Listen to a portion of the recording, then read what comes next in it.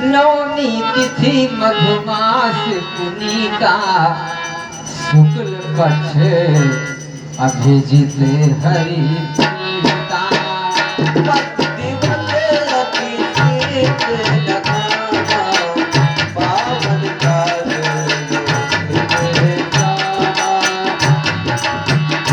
सारे और दिन लगन कैसे इकट्ठा हुआ। नवमी तिथि मधुमास पुनीता शुक्ल पक्ष अभिजित हरि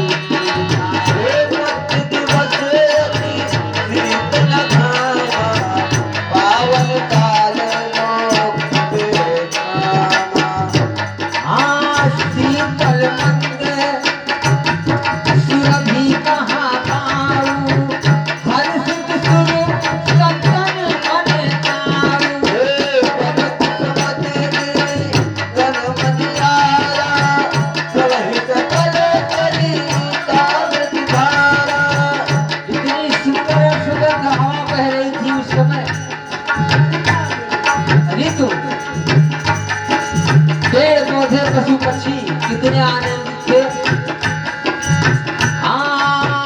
शीतल मंद सुरभि महापाणु हर किस्म संगम बने चारु। पुष्पमती गण मनियारा रोहित कल सरिता धारा।